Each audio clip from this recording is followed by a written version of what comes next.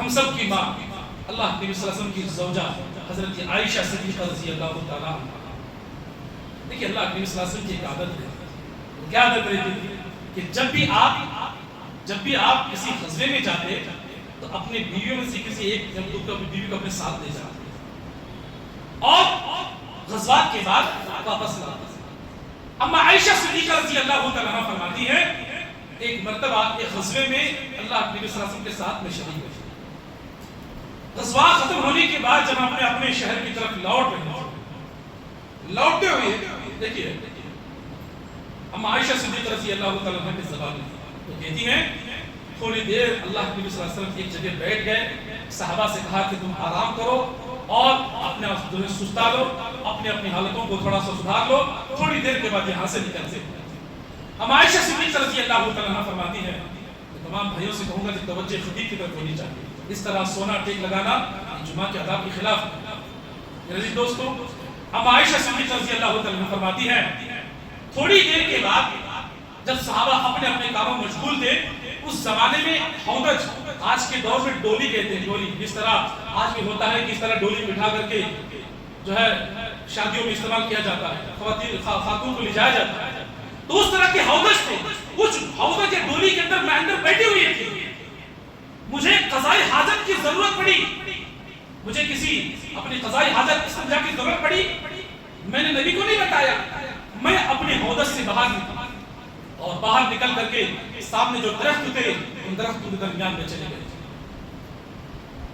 جب میں اپنی ضرورت کو پورا کر کے آتی ہوں, آنے کے بعد میں نے دیکھا قافلہ وہاں سے کوچ کر چکا ہے, قافلہ یہاں سے نکل چکا ہے. نہ صحابہ ہے, نہ اللہ کے رسول ہے, نہ کوئی اور چیز ہے, سب وہاں سے نکل چکے ہیں. لوگ کہتے ہیں کہ نبی کو علم غیب ہے. اگر اللہ کے نبی صلی اللہ علیہ وسلم کو علم غیب ہوتا تو صحابہ کرام سے کہتے ہیں کہ تم جاؤ میری بیوی عائشہ اندر جائے. نبی کو علم غیب نہیں ہے, اللہ کے سوا کوئی عالم الغیب نہیں کر سکتا. ہم عائشہ فرماتی ہیں میں آ کر کے اسی درخت کے نیچے بیٹھ گئی جہاں پر میرا ہودج رکھا ہوا تھا. جب نبی کو پتا چلے گا کسی نہ کسی کو آپ بھیج دیں گے, اس ارادے سے میں وہیں پر بیٹھ گئی. پر اللہ کے نبی صلی اللہ علیہ وسلم کی یہ عادت تھی کہ بالکل قافلے کے آخر میں ایک صحابی کو اللہ کے نبی نے طے کیا تھا کہ تم آخر میں آنا, جو بھی بڑی بڑی چیزیں اٹھا کر کے ساتھ میں لے کر کے آنا. ہم عائشہ صدیقہ رضی اللہ تعالیٰ عنہ فرماتی ہیں میں بیٹھی ہوئی ایک صحابی جو آخر میں آنے والے جن کا نام صفوان بن معطل رضی اللہ تعالی عنہ, صفوان بن معطل, وہ ایک اونٹ پر سوار ہو کر کے میری طرف آ رہے ہیں اور انہوں نے مجھے پردہ کے احکام نازل ہونے سے پہلے میرا چہرہ مجھے دیکھ رکھا تھا. جیسے ہی انہوں نے مجھے دیکھا ان کے زبان پر الفاظ نکلے انا للہ و انا الیہ راجعون, اور انہوں نے اپنے اونٹ کو بٹھایا اور اپنی اونٹ کی نکیل کو پکڑا. ہم عائشہ کہتی ہے شاید نبی نے بھیجا ہوگا یہ سوچ کر کے میں اونٹ پر سوار ہوئی. صفوان بن معطل اونٹ کی نکیل پکڑ کر کے سامنے آگے چلنے لگے. ان کا میرا معاملہ بس اتنا ہوا, نہ کوئی بات چیت نہ کوئی اور گفتگو. انہوں نے سلام کیا, میں نے سلام کا جواب دیا, انہوں نے اونٹ کو بٹھایا, میں سوار ہوئی اور آگے چلنے لگے. اتنا معاملہ اور کچھ نہیں. جیسے ہی مدینے میں شہر میں پہنچے صفوان بن معطل رضی اللہ تعالیٰ عنہ کو منافقین نے دیکھا, غیر مسلمین نے دیکھا. اب ان کو جو موقع ملا کہ اس نبی کی ایک بیوی جو ہے غیر مردے کے ساتھ اللہ اکبر شہر میں داخل ہو رہی ہے, اب آپ کی جو ہے بدنام کرنے کا موقع ملا.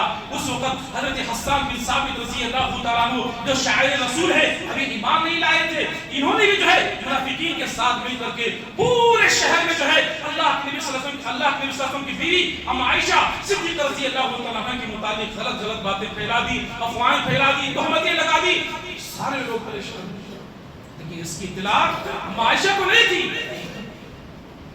چند دن گزرتے گئے ام عائشہ کہتی ہے کہ میں دیکھ رہی تھی اللہ کے رسول کا میرے ساتھ گفتگو کرنے کا طریقہ الگ تھا. وہ محبت, وہ پیار, وہ جذبہ, وہ جو آپس کا جو ملاپ جو پہلے ہوا کرتا تھا, اللہ کے نبی اس طرح میرے ساتھ پیش نہیں آ رہا تھا. میرے والد محترم ابو بکر صدیق رضی اللہ تعالیٰ عنہ کتنے خوشی سے مجھے بات چیت کیا کرتے تھے. دیکھا کہ جو ہے وہ خوشی بھی آج غائب ہے. میں پریشان تھی. ایک مرتبہ اللہ کے رسول میرے پاس آئے بیٹھے اور بنا کچھ بات کی اٹھ کے چلے گئے. میں بڑی پریشان ہوئی کہ کیا بات ہے, اللہ کے رسول کا یہ ماجرا ہے. इसी तरह दिन गुजरते गए। आयशा फरमाती हैं, मैंने अपने वालिद अबू बकर से पूछा, अब्बा जान, अल्लाह के रसूल से पूछा, अल्लाह के रसूल, मैं अपने अब्बा जान के घर कुछ दिनों के लिए जाना चाहती हूँ। अल्लाह के नबी हमेशा मना किया करते थे, बड़ी मोहब्बत वाली थी। तो नबी ने कहा, इस मर्तबा हम जा सकते। तो अम्मा आयशा कहती है कि नबी का इस तरह फौरन इजाजत देना मुझे संभाला नहीं गया। मैं बड़ी परेशान हुई। मैं अपने वालिद अबू बकर सिद्दीक रज़ी अल्लाह तआला अन्हु के घर पहुंची। वहां जाने के बाद देखा कि वालिद का चेहरा भी बिल्कुल अलग सा, परेशान हाल। कहती है कि मेरी फूफू या फूफू की बेटी थी जिनका नाम उम्मे मिस्ता। उम्मे मिस्ता के जरिए मुझे पता चला कि आयशा, तुम्हारे मुतालिक पूरे शहर में लोगों ने गलत बातें फैलाई है। सफवान बिन मुअत्तल को लेकर के तुम्हारे मुतालिक तोहमतें फैलाई है। आयशा, हर लोग आपस में अपने अपने तुम्हारे मुतालिक बातें कर रहे हैं। मेरी माँ बहनें, जब इस तरह की परेशानी आई तो आयशा ने क्या, आयशा सिद्दीक़ा रज़ी अल्लाह तआला अन्हा के ज़बान से सबसे पहले जो अल्फाज निकले, हस्बुनल्लाहु व निअमल वकील व निअमल मौला व निअमल, अल्लाह तू मेरा निगहबान है, अल्लाह तू जानता है। मेरे वालिद अबू बकर नहीं जानते, सहाबा कराम नहीं जानते, अल्लाह के रसूल तक नहीं जानते। अल्लाह तू जानता है, मेरा दामन बिल्कुल पाक है। अल्लाह मैं तुझसे पाक दामनी का जो है हिसाब मैं तुझसे मांगता हूं। अल्लाह अपने घर में थी, अल्लाह के रसूल आए, आने के बाद मेरे बाजू बैठे और अल्लाह के नबी ने ऐसे तल्ख अल्फाज कहे, मुझे लगा कि जो है ये जमीन मेरे कदमों के नीचे से हट गई। लेकिन क्या कहा कि आयशा, इन्नका कुन्ति मिन बनाति आदम व इन कुन्तु अलममतु बिज़म्बिन फस्तगफिर मिन अल्लाह। कहा कि आयशा, तू भी आदम की बेटियों में से बेटी है, अगर तुझसे गलती हो गई है अल्लाह से माफी मांग, अल्लाह तबारक व तआला माफ करने वाला है। अल्लाहु अकबर। आयशा कहती है, मैं अल्लाह से दुआ करती रही, अल्लाह तू मेरा निगहबान है, तू मेरा वकील है, अल्लाह मेरी पाक दामनी बयान कर। अल्लाह के रसूल परेशान, अबू बकर सिद्दीक को बुलाया, उमर फारूक को बुलाया, हज़रत अली रज़ी अल्लाह तआला अन्हुमा, इन तीनों सहाबा को बुला कर नबी मशवरा कर। अल्लाह, कैसे सहाबा, क्या जिंदगियां थी। नबी ने हज़रत अबू बकर सिद्दीक से कहा कि सिद्दीक, अपने बेटी के मुताबिक कुछ मशवरा दो। बाप हैं, दामाद सवाल कर रहे हैं। बाप ने क्या कहा,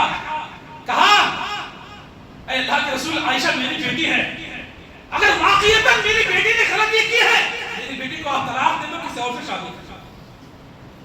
यही बात हज़रत अली से पूछी। हज़रत अली रज़ी अल्लाह तआला ने कहा, जो अबू बकर की बात है वही मेरी बात है। अब कुर्बान जाओ उमर फारूक रज़ी अल्लाह तआला। उमर फारूक कौन थे? उमर फारूक के मुतालिक आयशा फरमाती है, अल्लाह के रसूल अपने घर में हुआ करते थे। उमर फारूक अपनी ज़बान अपने घर में अदा करते। उमर फारूक के फैसले पर कुरान की आयत नाज़िल हुआ करती थी। उस उमर फारूक से नबी ने मशवरा पूछा, उमर तुम तो कुछ मशवरा दो। उमर रज़ी अल्लाह तआला ने क्या मशवरा कहा, अल्लाह के रसूल, एक सवाल आप मुझसे कर रहे हैं कि मैं क्या जवाब दूं, तो एक सवाल मैं आपसे करूंगा। कहा कि जी जरूर। कहा कि अल्लाह के रसूल, आप मुझे ये बताइए, आयशा रज़ी अल्लाह तआला अन्हा को आपकी बीवी बनाने वाला कौन है? कहा कि अल्लाह है। कहा कि आप अल्लाह से पूछिए, आप अल्लाह से सवाल कीजिए, क्योंकि अल्लाह तबारक व तआला ही सब कुछ देख रहा है, अल्लाह सब कुछ जानता है। उमर फारूक रज़ी अल्लाह तआला अन्हु की इस बात पर नबी ने कहा कि उमर, मैं समझ गया। जैसे ही अल्लाह के रसूल नीचे बैठ गए, कुरान की एक आयत, कुरान की एक नहीं, सूरह नूर की 18 आयतें अल्लाह ने जिब्रील सलाम को दे करके जमीन पर भेजा। अल खबीसात लिल खबीसीन वल खबीसून लिल खबीसात वत तय्यिबात लित तय्यिबीन वत तय्यिबून लित तय्यिबात उलाइका मुबर्रऊन मिम्मा यक़ूलून लहुम मग़फ़िरतुन व रिज़्क़ुन करीम। 18 आयतें। जब तक मैं और आप, जब तक दुनिया में हुफ़्फ़ाज़ किराम, उलमा किराम, कुरान पढ़ने वाले आने वाली क़यामत तक ये 18 आयतें पढ़ते रहेंगे। अम्मा आयशा की पाक दामनी बयान करते रहेंगे इंशाअल्लाह। तो कुरान की आयत नाज़िल होने के बाद अल्लाह रब्बुल आलमीन ने जो सारी बातें वाज़ेह कर दी, हम अल्लाह के रसूल उठे, कहा कि आयशा तुम्हारे लिए मुबारक हो, अल्लाह तबारक व तआला ने तुम्हारी पाक दामनी बयान कर दी है।